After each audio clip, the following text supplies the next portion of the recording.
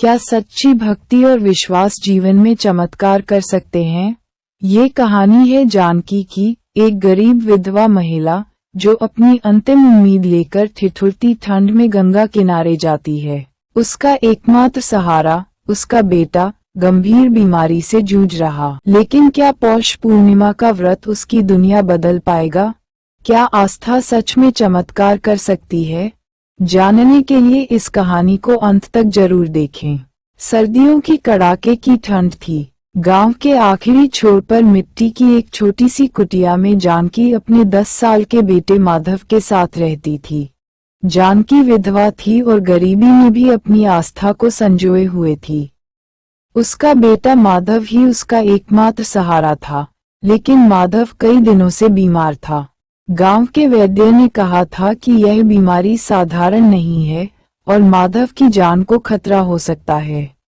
जानकी का दिल दहला हुआ था, लेकिन उसने अपने मन में दृढ़ विश्वास रखा। वह जानती थी कि सच्ची श्रद्धा और भगवान का सहारा ही उसकी मदद कर सकता है। पौष मास की पूर्णिमा आने वाली थी। जानकी ने ठान लिया कि वह पूरे विधि विधान से व्रत रखेगी, गंगा स्नान करेगी और चंद्रमा की पूजा कर अपने बेटे के लिए प्रार्थना करेगी। पौष पूर्णिमा की सुबह ठिठुरन भरी ठंड के बावजूद जानकी ने गंगा किनारे जाने का निश्चय किया। गांव की औरतें उसे समझाने लगीं, इस ठंड में तुम कैसे गंगा तक जाओगी? तुम्हारे पास अच्छे कपड़े भी नहीं हैं। लेकिन जानकी ने मुस्कुराकर कहा, मेरा विश्वास ही मेरी ताकत है।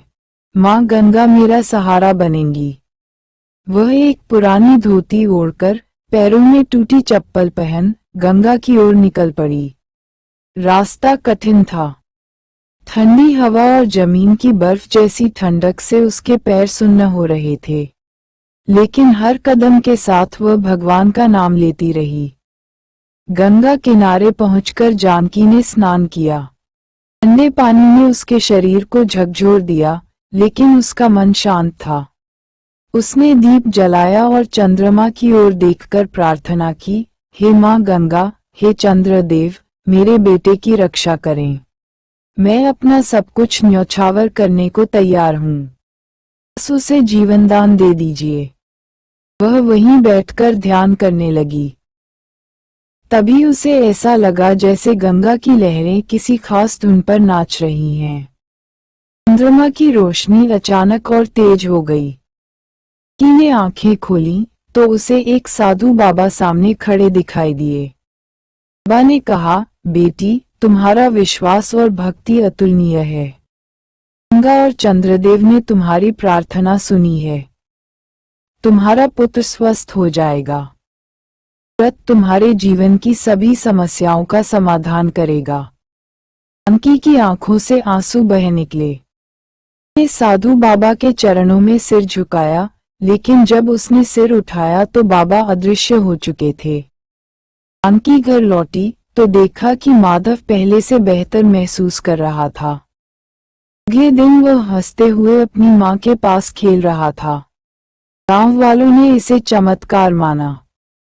जानकी ने पूरे नियम से व्रत का पालन किया और हर पौष पूर्णिमा को व्रत रखने का संकल्प लिया।